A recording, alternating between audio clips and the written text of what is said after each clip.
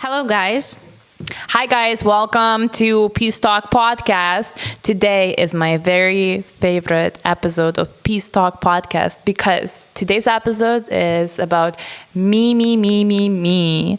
I hope you guys really enjoy viewing this. If you have any questions, leave it in the comments. What else do they have to do, Valeria? They have to subscribe on our YouTube channel. Give us a like, give us a comment. It will be very nice for me to read them. And you should subscribe on our Instagram page, on our Facebook page, and on our TikTok. Enjoy the view.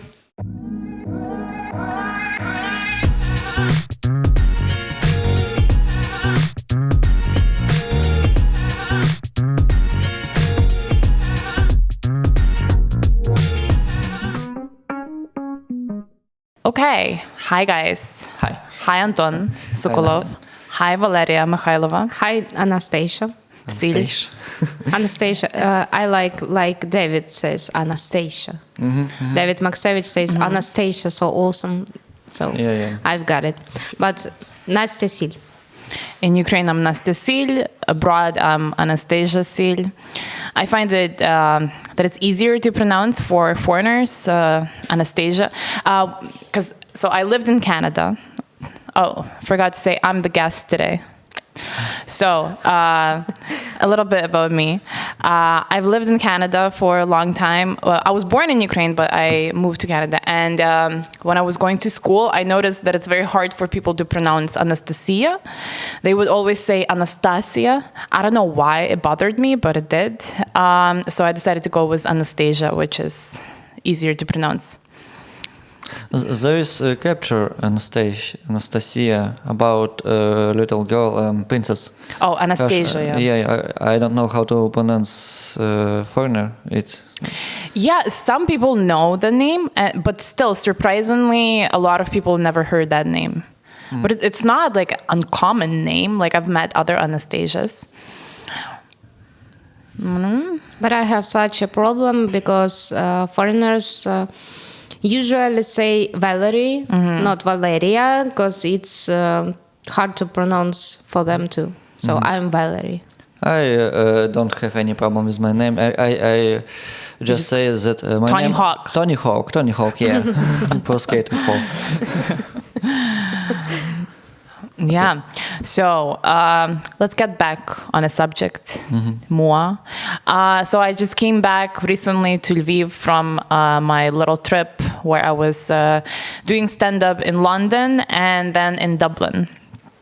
At the time went by so fast, and now it feels like a dream because I've been in Lviv for 2 weeks now, and I've gotten back into the stand-up life here, and all of the things that happened before seem like a dream. Nastya, please tell us how to live without curfew. Oh yeah, so that was difficult. Yeah, it was kind of strange. Like the first day, the second day since I arrived to London. So what happened when I was leaving Lviv, it was the Ukrainian Independence Day. And that's when we had the most air alarms recorded in Ukraine. And throughout the day, we had 7 air alarms in Lviv. And I was doing some last minute preparations, and I had to step out to the store, and I had to I was trying to wait out the alarms and go in between. And then I go to London, and it's peaceful. And I stay out till really late because in the comedy club where I was performing, Top Secret Comedy Club, they have a late night show which starts at 11:30 p.m. So I had to be there. And then next day I had some time to myself and just walking on the street, watching people just be calm, just enjoying their life, People in London are very good looking, by the way. What do you mean?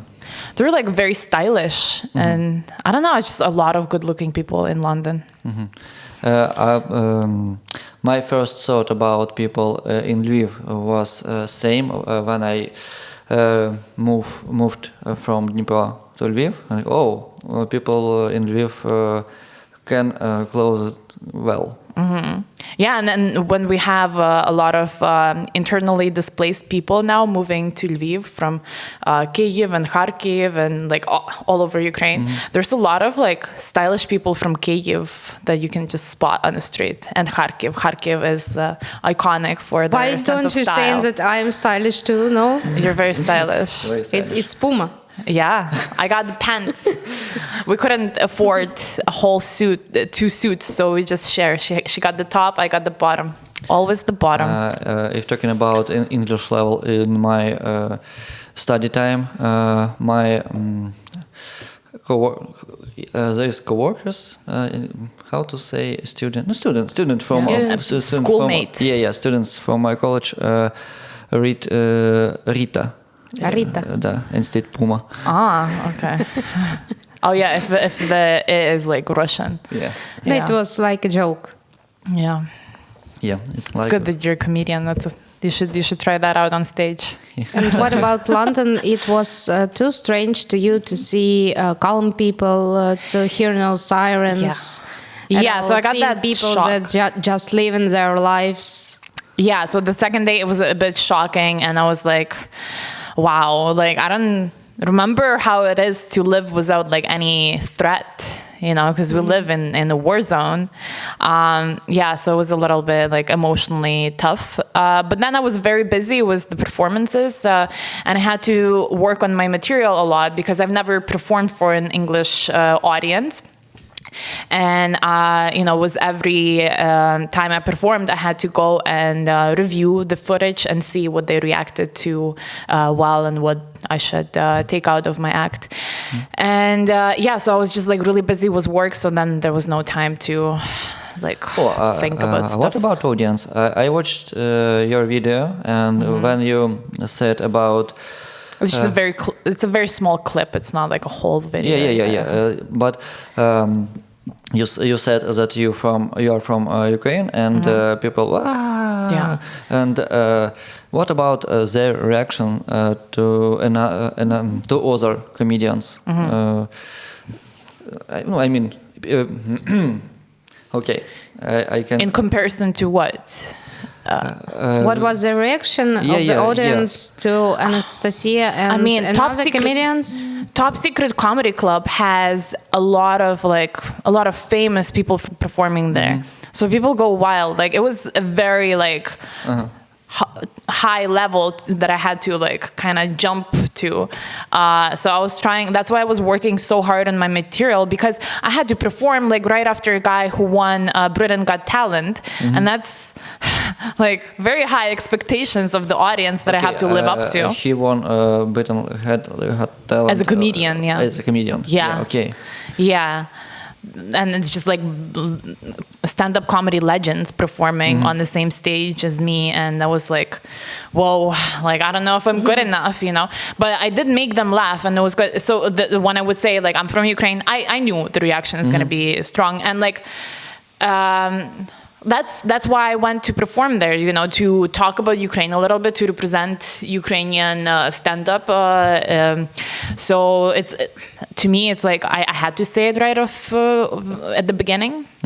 I made a little bit of a joke about it. I'm like, Ukraine, now famous for winning Eurovision this year, and then producing great boxers, and then kicking Russia's ass. So that was I think it's a very good, strong opening, I'm already referring to me being Ukrainian and us being badass, Yeah, there's something special about you, so you have to say about it in beginning of your performance. That might be the sole reason why I actually went out of my way to travel to London and Dublin. I don't think if there was no war and there was no need to talk about Ukraine, maybe I would not have been moving so fast in my stand-up career. Because I'm very happy just living in Lviv and performing in local clubs. I love my life. Seems like you was just preparing, going to the stage and thinking, if you had one shot, one opportunity, pretty much, I should make them laugh a lot. Yeah. So the first the very first performance, it was in Top Secret Comedy Club, so I was support for David's 1 hour show there, and it was very early in the day. It was like, I think it was like 5 p.m. or 5 or 6 p.m. And I went there like straight from the airport. Was my backpack, and so I came into the comedy club and went on stage. Just time to take your package. Nothing. Yeah, I didn't have enough time to go to the hotel. Just from there, you went to the show. Yeah. So, and then I went on stage, and I mean, the audience wasn't very warmed up. I was like, David went on stage, and he's like, Anastasia, and that's he didn't really warm them up much. Yeah. So I went on stage. Do it by herself. This is Anastasia. Yeah. Well, he introduced me more than that, but it was like, I don't know, 2-3 sentences. You know, he didn't really do any crowd work. So it was a little bit tough. Like I got laughs, but it was not a warmed up audience. So I was like, kind of, I was expecting more. But then next day, I got to perform at the late night show. So at like 11 p.m. and that audience, oh my God, they're all drunk. It's amazing. And I already like worked on my material a little bit more. And I had more confidence, and I killed it. It was really good. I was very proud of myself. The only thing that I didn't like, because in the end I tried to like encourage people to donate to Ukraine and support us, and I feel like it's not the best way to end like a 5-minute performance. You know, like you have to end with a punchline and just get the fuck off the stage. But it's necessary for our country and for all of us. I know, yeah, but so, you know, it's difficult with stand-up because, like, so I talk about Ukraine, I talk about the war a little bit, but stand-up is not informative, you know, like, I'm not there to tell the news to them, like, I mean, I'm trying to say some things about Ukraine, but, you know, in the end of the day, I'm just there to tell jokes. That's what stand-up is all about. Because, yeah, it's first of all, it is comedy. It is comedy even in Ukraine, of course. It's not a place for discuss, place for... I mean, it takes a very professional, talented stand-up comedian to actually turn it into like a discussion. I'm not at that level. But in my opinion, all that small things can help us in global. Yeah, I feel for myself, I feel like it's enough to say that I'm from Ukraine, to say that we're living in the war and it fucking sucks. And that's, I think that's enough because, it's like a reminder for them that war is still so just a reminder. Process, so it's not and over, then they hear Russians that. Don't stop. Next time they see the news, they might remember that, you know, just seeing a real person in front of you who came from the war zone is much like stronger effect than reading news headlines.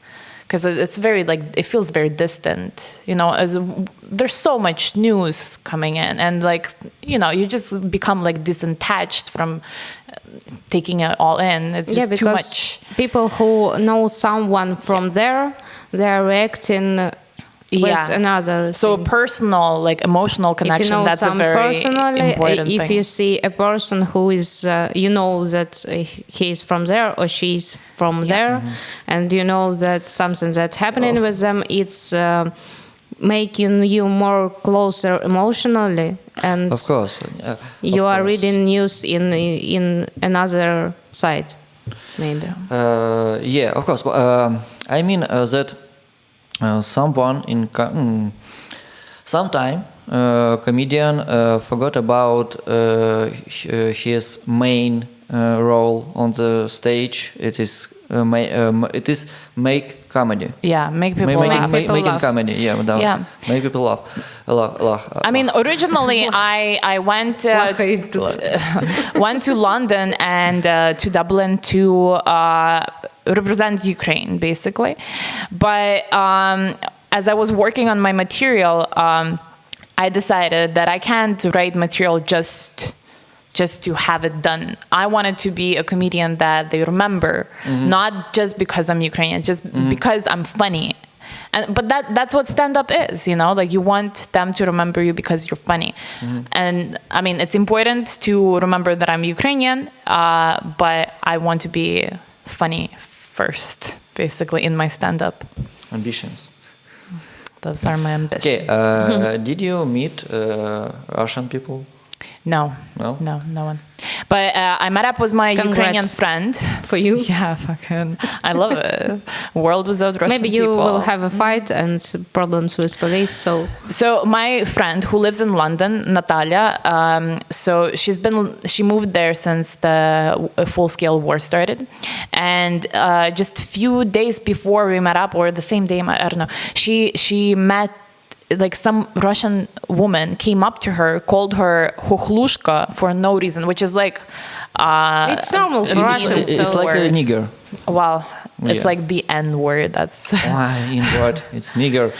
Well, the N-word, maybe. It's maybe the same. I don't call anyone. I just say the word. What's the problem? Wow. Good. Making change in the world. I wish you luck. I'm gonna not say it though. So she offended her for no reason, and then she was like very mean to her for no reason at all, and that's crazy. Like, Russian person living in London just comes up to Ukrainian person and starts. But the most crazy thing is that we saw a lot of videos. A lot of photos, a lot of audio tapes about it. That Russians in all of the countries doing especially such in London. London is one of favorite cities for rich Russians. I saw a lot of videos from Germany too. I didn't when really... people just on the street just hear Ukrainian language and then starting to annoying that people. That's crazy. Saying a lot of where's this hateful things and like, why? What? Go to Russia. Why do you hate the person you don't even know? You see it for the first and for the last time. Especially like Ukrainians whose country, like, you were the aggressor. Why are you angry at us? Because Russians are barbarians. It's modern barbarians. But in world culture, in movies, in songs, Russians were funny barbarians, you know, like Asterix and Obelix. But maybe now it will be just evil barbarians. There is something very wrong with Russian society, and we all see it. I can't point out exactly what it is. I mean, it's not my field of expertise. There are much smarter people than me who have analyzed it, and they can say like what's wrong with the way Russian society was developing. But there is something very wrong with Russian society. The only They're thing fucking up the whole world. Understand that 8 years ago, when the war just was started, I was thinking that Putin is a sick person, but now I'm thinking that Russians are a sick nation. Yeah. At all. Maybe there is 1% of normal Russians, but I mean, logically, you would think, yes, there must be. Like, how can there not be a normal person in Russia? But where the fuck are they? Like, I don't see any proof.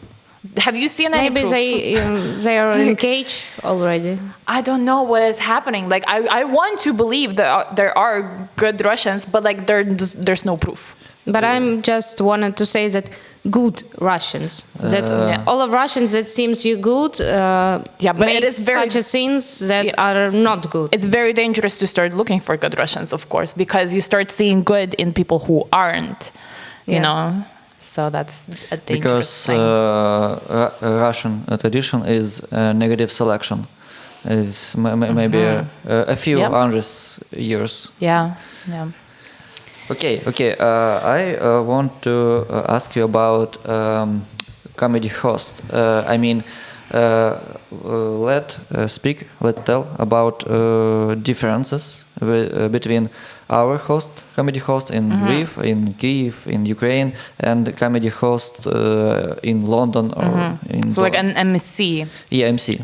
And what about crowd work? What about? There's no difference. No difference. It's basically the same thing. Yeah? It's the same job. And what is your name or your job? Okay. Yeah, That's it's all? the same thing.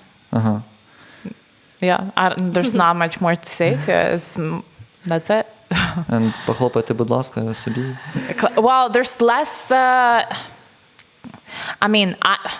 I said, I was introduced to like a very high end of stand-up comedy places. So there, it's very professional people doing their job. They wouldn't do like a lot of like let's clap, but.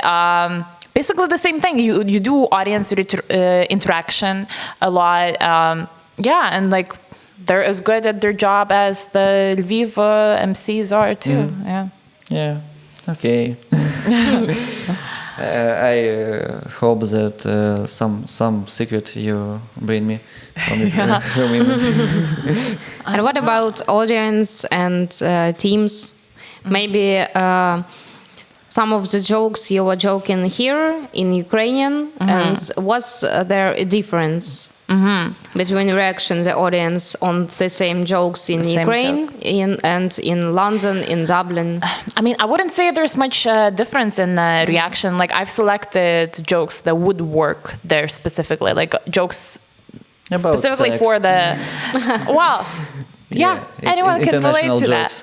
that. Everywhere people love sex. So But like, I wouldn't tell the jokes that I tell here about, like very Russophobic jokes. Like maybe if I have like a longer time on stage, like 15 minutes or so, then I wouldn't mind saying that. But if I have 5 minutes, it's a bit dangerous to start spreading Russophobia, which needs to be spread. But so in Ukraine, like people are on the same wave as me. So when I say like,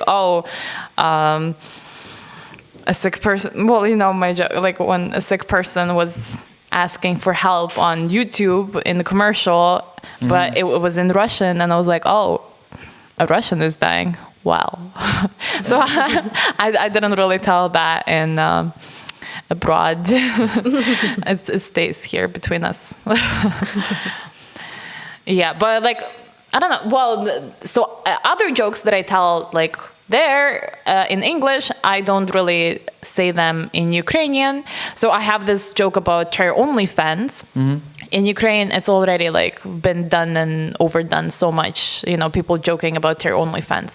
But there, they don't really know what it is. So it's very easy to steal other comedians' jokes. No, I'm kidding. No. I came up with this joke that like I was trying to be like, so their OnlyFans is like, so there's OnlyFans, which is a website where you can exchange nudes for money. And Ter OnlyFans is an organization in Ukraine where these girls, they sell their nudes and fundraise money for the Ukrainian army. So my joke was that I tried basically joining them in their efforts, but my nudes were not good enough. So we don't see it, so we can't say anything. It's on my Instagram. By the way, you guys should subscribe to my Instagram page, Anastasiya Sil. There's a clip. So I've been in London. I've been performing in Top Secret Comedy Club most of the time, and only once I got to perform in another venue, and it was called a big Gong show.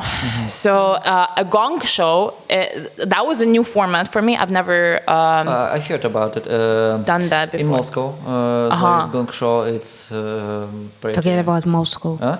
Forget about Moscow. Okay. I don't know. I'm pretty sure they use the format from somewhere else. Yeah, so you performed. So the Gong show is you do your stand-up bit, like up to 5 minutes, and the audience gets voting rights. So in that specific event, it was like 3 audience members. It's called Big Dong because they have these big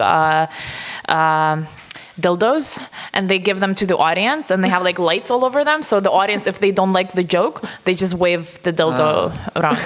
So they can vote you off the stage. So if you do 1 minute, you get like a ding, so you're doing well. And then if you do 5 minutes, in the end, you get some sort of prize. In that specific show, like you get opportunity to perform in the same venue on a different night. I got kicked off the stage on the 3rd minute, though.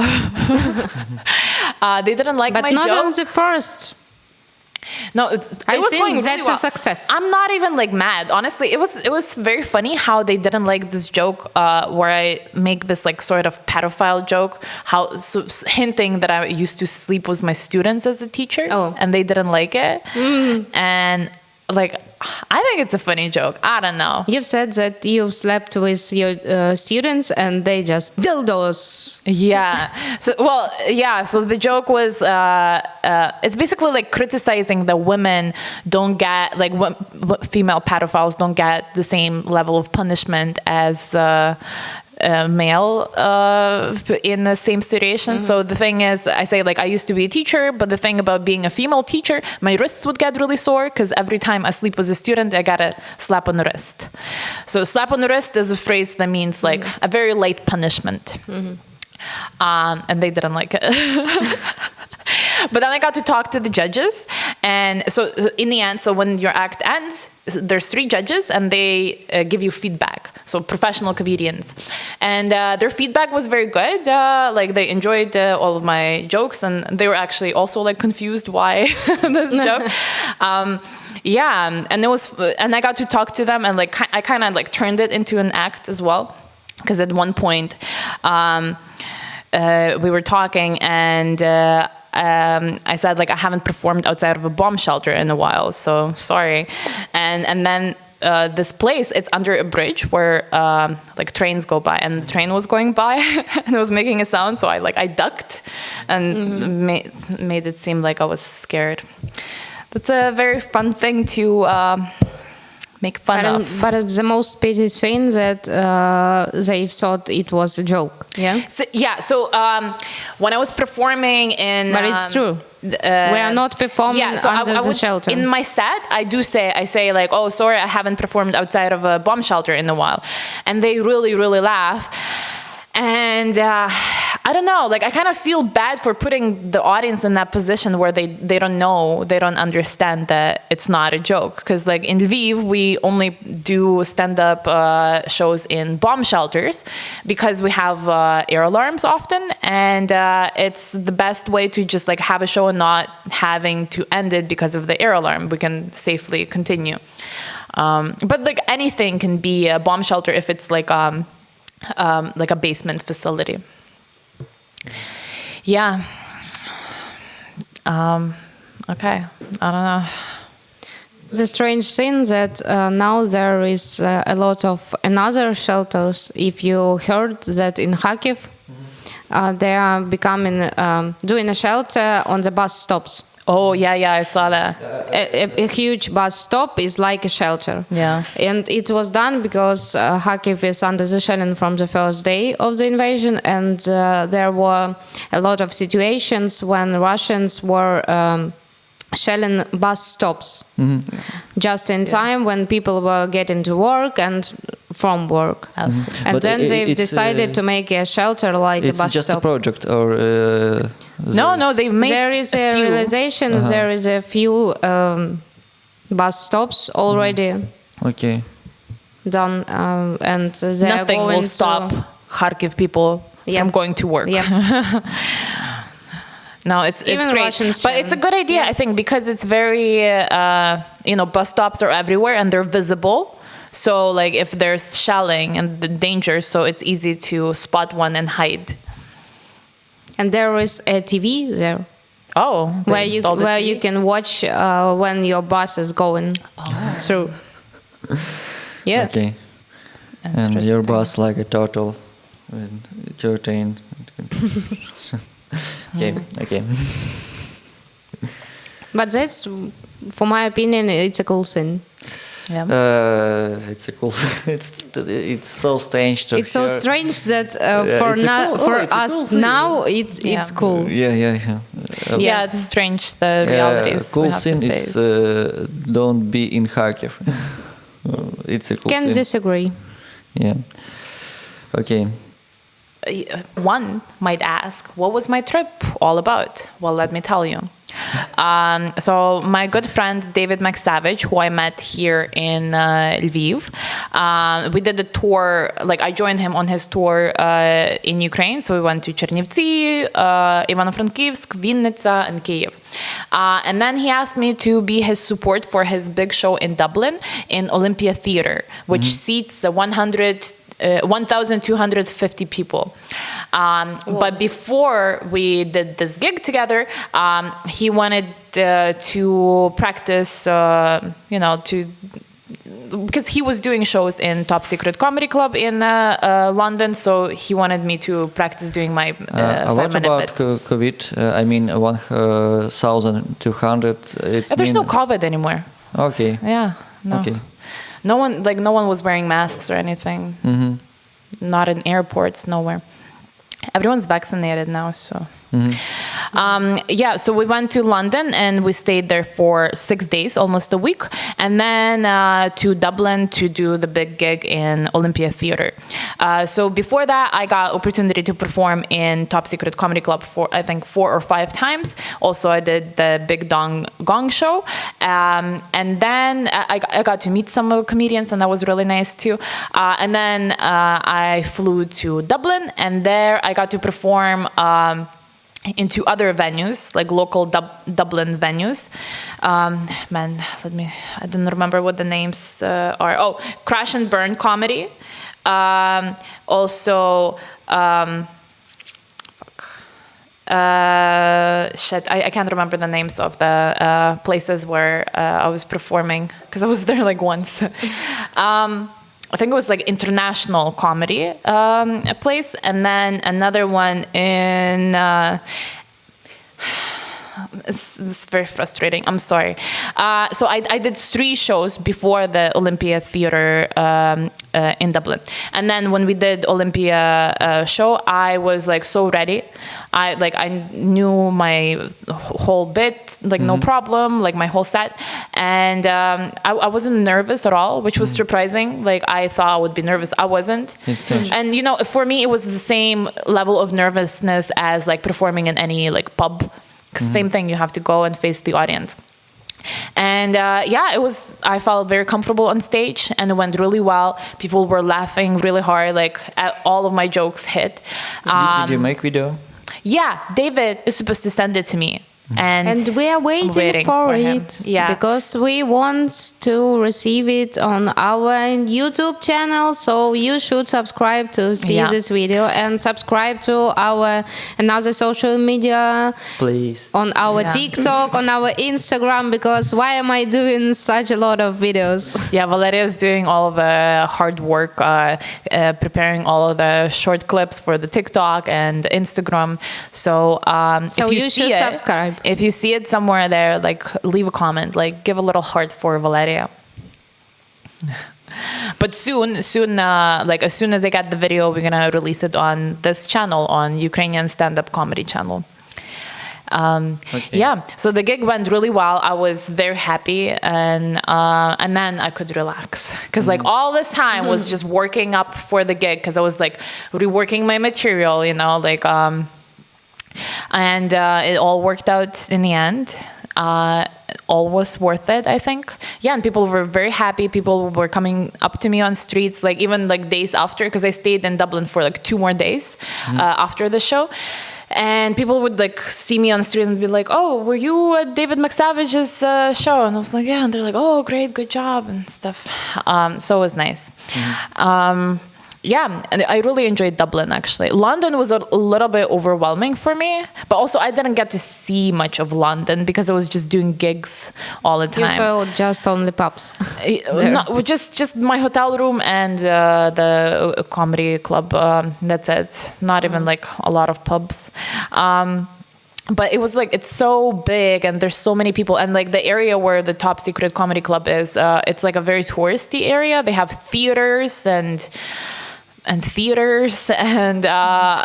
just like a lot of tourists, and I don't know, it was just, I didn't feel comfortable in London for some reason, even though like I lived and loved living in big cities. I lived in Toronto downtown, and I love it there. I lived in Kyiv downtown as well, and that's my favorite city in the whole world. But like London was a bit much, and then Dublin was so beautiful, and I just love it. It was like, maybe because the center seemed like smaller and more manageable. Like I got to see all of it. And people are more approachable, and there's so much support for Ukraine, like Ukrainian flags just everywhere. So it was nice to see that. Yeah, interesting. And have you met some famous people? Well, I saw Aziz Ansari perform in London. 2 days after, like, I went to Dublin, on the same stage, there was Aziz Ansari, Dave Chappelle, and Chris Rock. And it was concert or open mic? It was just regular shows. They don't do open mics there. It's like, it's a set of comedians, but it's like professional comedians. So it's very hard to get Dude, there. it's really hard. I met people who've been doing stand-up for like 10 years and they cannot get into Top Secret Comedy Club. And here I am, like fucking 2 weeks in stand-up. Yeah, but it was like such an honor. And they even put me on their website. I'm like listed as one of the comedians there. So it's so nice. Yeah, I was very, very happy when they did that. I didn't expect it. I didn't expect much, honestly. But it all worked out really well. So I'm happy. And next, I'm planning to go to Toronto because I'm going to Canada. My friend is getting married. My friend Inna. Soon she's going to be Mrs. Inna. So I have to go to the wedding, and I'm planning to do some gigs there too. But I haven't reached out to any comedy clubs yet because I'm lazy. But I'll do it. Yeah. And we will wait video from there too. I hope. Well, I'll have to bring someone along with me to like record the video, but hopefully, yeah. So that's the plan. Okay. Are you planning to perform on her wedding? No? God, no. It'll turn into like a roast. A piece of the present. It'll turn into a roast, and they won't like it. Okay. What about the differences in industry? Did you mark something? Did you see something? Oh, it's interesting. Or I have to do it in Ukrainian or in Ukraine. Yeah. Well, when I was performing in like small like pubs, like just doing small gigs in Dublin, not much is different. Just the same thing that's happening here, like at open mics, you know. But then at the Top Secret Comedy Club, what I liked is that every show is recorded, so they can send you the footage and you can review it. What else? Well, they do shows 7 days a week, 3 shows or 4 shows a day. It's crazy, you know. Like we don't have that in Lviv nor in Kyiv right now. Like no comedy club does shows every single day. What else? I don't know. Oh, yeah. So everything is done through like either email or Facebook. So like if you're a comedian and you want to perform somewhere, you have to reach out by email. Yeah, but it's last century because it's the same in Toronto, in Canada. Okay, because it's about web and websites in the whole world. Because one moment, I just in American websites, more conservative. For example, than our Ukraine. In Ukraine, we have great great websites for little cafe, little. I don't even know. Like small business. Small shop. Small shops. Small shop. Yeah, has great modern website when all of We're just all of much more elements, advanced news in and tech. but in American websites. They have some traditions, some academic style. It's called. It's not as interactive. That's what I noticed. Because Ukrainian, like as you said, like small business websites, they're very interactive. Like many pages, QR codes, whatever. In America, it's usually like one page. Like if it's small business, just one page. Yeah, but very simple, you know. For what to have websites if you can create Instagram page you have Instagram and messengers. So, it's all. Yeah. So let's just mention for some of our audience here. So the way registration is done for open mic in Ukraine. In Lviv specifically, or I think it's same thing in Kyiv. It's same Telegram channel. Same Telegram or Instagram. So you have to like just put a plus and from your account, and then you might make it into the lineup. It depends. Sometimes it is Google form, but it's not popular. It's not popular, Lviv City or just for me. It was just one time when organizers used Google Forms, but it was a festival. It was a festival in Kyiv, Independent Stand-Up Festival, and there was a Google form. But that was for a specific event. Yeah, but it's not it was for specific events. So it was once time when I've used Google Form and saw. Yeah, so in Ukraine it's mostly Telegram channels. Like in Lviv, locally we have a few of comedian channels, and like all the comedians and anyone who wants to participate in open mic is welcome to join. And you, so it's all about like how fast you are basically. I remember like just before the war, oh my God, it would fill up so fast, like within minutes. And there's like no opportunity to perform. But now it's slowed down. Because for now it's picking up speed. Events actually, we have 3 or 4 people that didn't. 5 people. 5 people that are not on list. It was summer because summer in Ukraine, even while in Ukraine war, it's summer and people are going out of town for vacation. But now today we have 16 comedians on show and host, and 5 comedians that. Wait, are you hosting? Yeah. Okay. Okay. It's fun. And are you performing tonight? I am. Are you? And I saw you on the list, so I assume good. What's your favorite place to perform at? Both of you. I love to perform in theater because not just a big place. The theaters, because in theater you can hear everyone. And you just staying on the stage and like in love cloud. I don't know. Плотный. I don't. Dense. Okay, not matter. Dense. What? Yeah. Dense making me because associations. Dense is because in for example in cult comedy hall. You can hear only people nearby stage. And you can only see the first two because tables. In end of all, people some saying, loving. You can hear. You just stay and don't hear. What about you, Valeria? Totally agree with Anton because I think you mentioned movie theater before.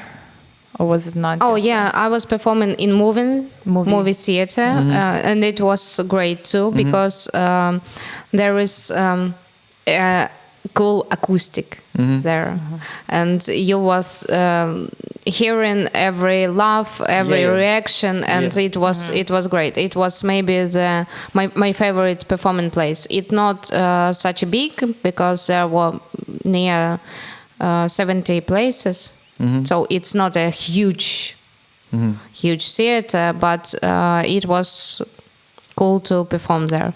And the only thing I hate in Cult Comedy Hall and in another such places, that there are a lot of chewing people, smoking hookahs, and all of that. And waiters who tell to people loud. Talking loud, Talking loud, Yeah, I remember once I was performing in Cult Comedy Hall, and there was like a delay in the kitchen or something, and they started bringing out the food when I was on stage, and like no one was paying attention to me, because like they were getting sushi, and they're like, everyone was obviously very hungry. That was so tough. Like I was like talking to people, like I had to like make conversation with each table individually to grab like their attention, and that didn't last because they had food in front of them. Like how can I compete with that? It's so great that our producer Bogdan don't speak English and even don't know what about haven't any idea we are talking about. Because he is not our producer, he is administrator in Cult Comedy Hall, and he's our god. Well, I mean, it's not everything. Like not everything sucks. Like I like the place, it's nice to have an actual comedy club. It's a cool club. place. Yeah, but it's place can be a cool place, but there is people, head managers. I think they don't want to make this place a great place for comedy. Yeah, they're focusing on food and restaurant stuff. Not even food and restaurants. Okay, tell us more. They focuses on who specifically do you hate the most from the administration? You gonna tell us? Go on. Okay. I think head managers of Cult Comedy Hall don't. Bogdan makes us tag Cult Comedy Hall when we talk about it. He's gonna hear Cult Comedy Hall, tag them, and then we're just talking shit about them. No, I mean, there are some trouble and details in this place that we can fix, and it will be more great place for comedy. I think it's very personal for you because you were there from very start. I think it's very personal for you because you were there from very beginning. Because more than 1 year I work in Cult Comedy Hall, and so I one of two people in all Cult Comedy Hall who don't care about Cult Comedy Hall. But I a little close to I don't give a fuck. So it's my pain. But it's not the fullest, the strangest place when I performed. Yeah, of course. It's because Cult Comedy Hall is just cool and jazzy, like said David McSavage. I've liked it because nice. that's really jazzy. Because I had a friend Molly, she's from New York, and she said that our Cult Comedy Hall seems like a comedy hall in New York. Yeah, it's. Okay, it's a normal place. It's not terrible how I say, but well, as I said, it's very personal for you. Yeah, it's personal for me, and I know how to and I know how to make better. Yeah, because you've been there for so long. No one makes. Okay, top 3 stage places when you performed. You first. Or you? Or I? Okay. I have 2 strange corporatives and 1 strange place when some guy has kicked out from the stage because there were people that just were celebrating birthday. He did what? Sorry. I will tell from the start. Okay. We were performing in some place. Then they are making beer, making shows, and such things. And there are going very rich people that don't care about that we have tickets. They just give us the money. They have no problem with that. They just giving their money and going into the show, but they don't care about show. And there was a company that was celebrating birthday, and they So were it was a just corporate event. not just corporate event. It was just one table that was celebrating from the whole audience. Okay. It was just one table, but they were drunk so a lot that they were screaming that we have a birthday here. What the fuck are you telling You were to us? disturbing them. Sanya, go to kick him out of the stage. And There is favorite people for head manager called Comedy Hall. Yeah. Yeah, birthday, yeah, of course. Come in. and after that, we were just calling they police. have VIP rooms. So. Because there was a fight and some of comedians get a hit into his stomach. It was Andrei Shegel. Oh, it's okay. I heard And about it. we called the police, and that was such a situation. And I was a woman, a person that was performing after that, and it was so strange. I just was so scared about something that was happening before my performance. They punched the previous comedian. That I was getting on the stage, and really sad for people that don't worry, I am very scared because there was a fight before my performance. So I'm just sorry because I'm really, really scary. And people like normal, their reaction was normal, and they were supporting me a lot. Okay, but yeah, it's experience. Yeah, an experience. I'm just glad that I wasn't a person who was kicked out from the stage and get a hint in the stomach. Yeah. And your stage place? Probably performing in a temporary housing for the temporary displaced people in Ukraine. So there's a PeaceTalk, where there's a lot of people who moved from like a zone in Ukraine that was more affected by war. And it was like a strange gig. Maxim Lopachtin asked me to join him and a few other comedians. And we go, and it was a gym. It still is a gym, but like it was housing like, I don't know, maybe 200 people, just like mats on floor everywhere. And we were doing stand-up there, and they just announced it, and then a bunch of people came together, and it was mostly like elderly people and children. And like my stand-up does not resonate with those social groups well. Because I remember I was doing a bit about Tinder. I'm like, do you guys know what Tinder is? No one knew what Tinder was. And then like explaining what Tinder is and then telling the joke, it just doesn't work that way. So that was kind of tough. But we managed to make them laugh, and it was nice of them to. They were like paying attention a lot. You know, they were there because they wanted to be there. They just couldn't relate to some of the topics, but you know, they knew what humor is, and they laughed a little bit, and it was a nice experience overall. Okay, my most strange place for performing, but not most terrible, but strange. It's I performed last week. For Plastuni. So you went there, okay? Because they asked me, but then Boy Scouts. It's like Plastuni. It's Ukrainian Boy Scouts in Uku. Not just boys, though, right? Huh? It's not just boys. It's scouts. Scouts, just okay. Boys or girls? I don't think about gender when I said this word. But Sorry. you know, wasn't there like girls as well? Okay. I have to think about gender every time. I didn't ask you to think about gender. In the hall? you made a mistake, and I corrected you. You haven't seen anyone yet. Yeah.